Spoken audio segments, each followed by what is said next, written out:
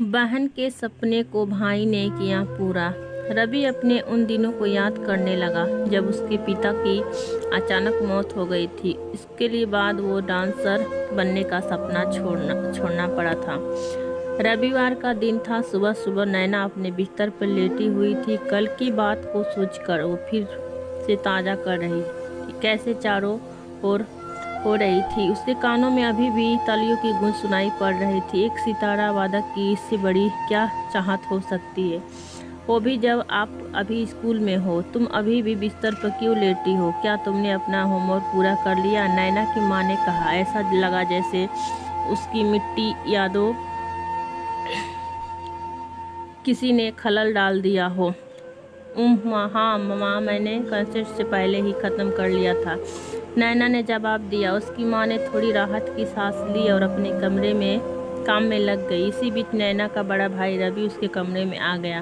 तुमने तो कल कमाल ही कर दिया। मुझे पूरा यकीन है कि एक ना एक दिन तुम बड़ी बड़ी सितारवादक बनोगी और पूरी दुनिया तुम्हारा नाम जानेगी। यह कहते कहते रवि का सीना गौर से चौड़ा हो गया।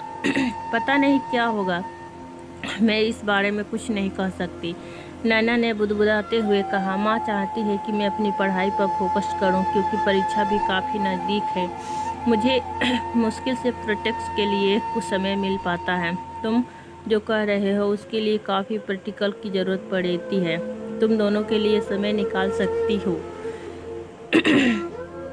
चिंता ना करो, एक ना एक दिन ऐसा ही होगा। कहते हुए रवि की आंखों में विश्वास और प्यार स्पष्ट रूप से झलक रहा था।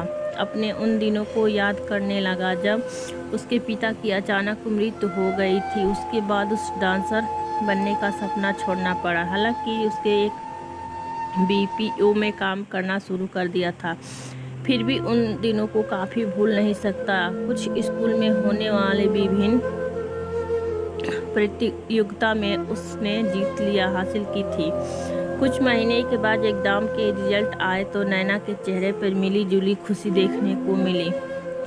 वह इस बात से खुश थी कि उसके एग्जाम में अच्छा प्रदर्शन किया है, लेकिन वह ये भी जानती थी कि अब कॉलेज जाना पड़ेगा। दिन पर दिन नैना को लग रहा था जैसे उसके सपनों का अब उससे दूर हो जा रहे हैं।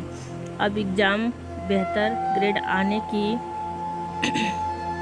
जानकारी रवि को मिली तो उसने नैना को बधाई देते हुए कहा, मैं पहले से ही जानता था कि तुम एग्ज़ाम में बहुत अच्छा करोगी। थैंक्स भैया, लेकिन अब मुझे ऐसा लग रहा है कि अपने सपनों को अलविदा कहने का समय आ गया है, क्योंकि पढ़ाई और अधिक गंभीरता से लेने की ज़रूरत है।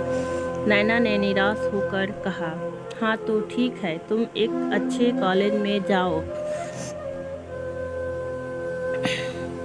और खूब पढ़ाई करो, लेकिन सितारा भी बजाओ, रवि ने कहा। जाओ, तुम्हें कुछ सीखना चाहता हूँ।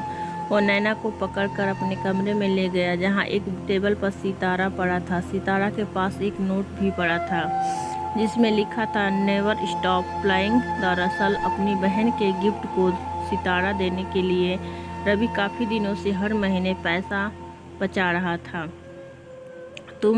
ये तुम्हारे लिए है। इस सप्ताह के बाद तुम्हारे लिए मैं सितारा सिखाने वाले को भी व्यवस्था कर दी है, रवि ने कहा। यह देखकर नैना को कुछ समझ नहीं आ रहा था कि वो क्या कहे, लेकिन उसके आंसुओं ने सब कुछ जाहिर कर दिया। रवि ने उसे गले लगाते हुए कहा, तुम मुझे अपना कंसर्ट के फ्री टिकट देकर इन चीज़ों का भुगतान कर सकती हो। यह सुनकर नैना के लिए चेहरे पर दृढ़ संकल्प और प्रेम भरी